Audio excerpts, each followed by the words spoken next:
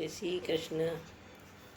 દેશ વિદેશમાં વસતા મારા વાલા વૈષ્ણવો તથા મારા યુવા મિત્રો, આજે આપણા નિત્ય નિયમના જે શ્લોકનો આપણે ભાવાર્થ અનુવાદ જે બતાવી રહ્યા છીએ તેનો આજે બીજો દિવસ છે. તો તે માટે સર્વપ્રથમ આપણે આપણા ઈષ્ટદેવનું સ્મરણ કરીએ. શ્રી કૃષ્ણાય નમઃ, શ્રી ગોપીજન વલ્લભાય નમઃ, શ્રી આચાર્ય ચરણકમલેભ્યો નમઃ, શ્રી ગોસાઈજી પરમ દયાલવે નમઃ, શ્રી ગુરવે નમઃ, શ્રી યમુના મહારાણ્યય નમઃ. જય શ્રી કૃષ્ણ વૈષ્ણવો. કાલે આપણે આપણો પહેલો શ્લોક લીધેલ છે શ્રી ગોવર્ધનનાથ પાદયુગલમ પ્રાતસ્મરણનો. હવે આજે આપણે પ્રાતસ્મરણનો બીજા શ્લોકનું અવલોકન કરીએ. તેમાં શ્રી મહાપ્રભુજી તથા તેમના વંશજોનું સ્મરણ કરવાનું છે. શ્રીમદ વલ્લભ વિઠ્ઠલૌ ગિરિધરમ ગોવિંદરાય અભિદમ શ્રીમદ બાલકૃષ્ણ ગોકુલપતિ શ્રીનાથ રઘુણાંસ્તથા એવં શ્રી યદુનાયકં કિલ ઘનશ્યામં ચ તત્પત્પંશજાન કાલિંદીં સ્વગુરું ગિરિં ગુરુવિવ સ્વીય પ્રભુશ્ચ સ્મરેત.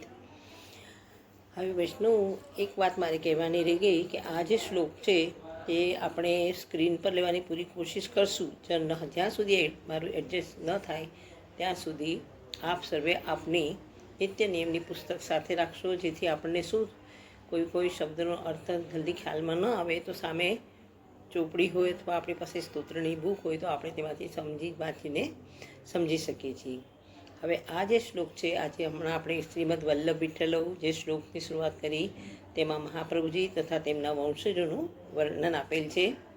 શ્રીમદ વલ્લભ વિઠ્ઠલૌ, શ્રીમદ વલ્લભ એટલે આપણા શ્રી મહાપ્રભુજીને વલ્લભ કહેવામાં આવે છે, કારણ કે તે નાનપણથી વલ્લભનું મિનિંગ જ સંસ્કૃતમાં વલ્લભ એટલે પ્રિય, અને તેઓ નાનપણથી જ બધાને પ્રિય હતા એટલે એમનું નામ વલ્લભ પડેલ છે.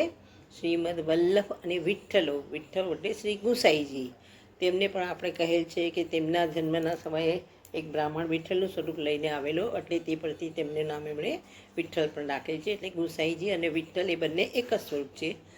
ગિરિધરમ, ગિરિધર, ગોવિંદજી, શ્રીમદ બાલકૃષ્ણજી, શ્રી ગોકુલનાથજી, શ્રી રઘુનાથજી, શ્રીમદ નાયકમ, શ્રી યદુનાયકમ, શ્રી યદુનાથજી, ઘનશ્યામજી, તત્વત વંશજાન, તેવી રીતે તેમના દરેક વંશજો, કાલિંદીમ એટલે યમુનાજી, સ્વગુરુમ આપણા સર્વેના ગુરુ, ગિરિરમ ગિરિરાજજી, ગુરુમ વિભુન આપણા જે ગુરુજી છે તેમના પણ સેવ્ય સ્વરૂપ, અને સ્વીય પ્રભુ આપણા પણ સ્વીય સ્વરૂપનું હું સ્મરણ કરું છું, તેમને વંદન કરું છું. અને આપણું આજનું જે શ્લોક છે તે આપણે આગળ ચાલુ કરીએ.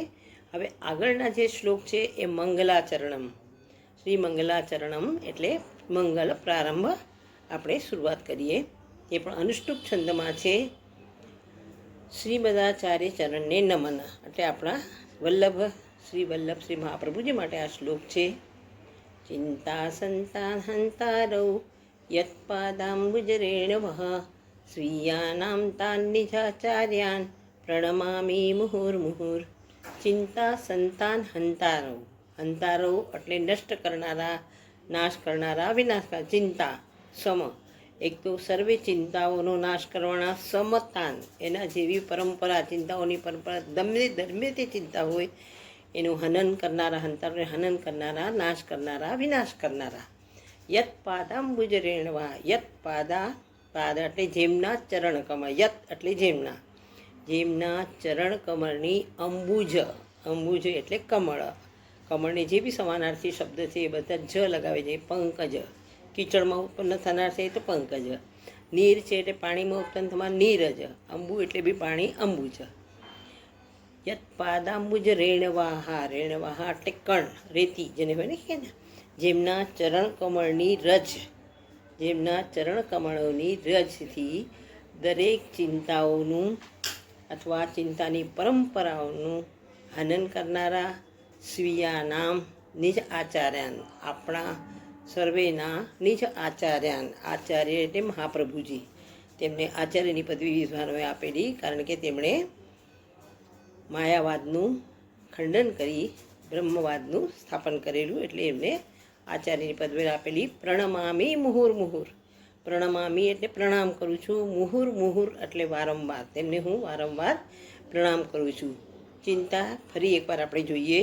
યત પાદાંબુજ રેણવાહા, જેમના ચરણ કમળની રજથી ચિંતા સંતાન હંતારો, ચિંતાઓ અથવા ચિંતાની પરંપરાઓને નાશ થાય છે, પરંપરાઓનો નાશ થાય છે, એવા આપણા સ્વીય એટલે આપણા, એવા આપણા નિજ આચાર્યાન, આપણા સર્વેના આચાર્ય એટલે શ્રીમદ મહાપ્રભુજી શ્રી વલ્લભ.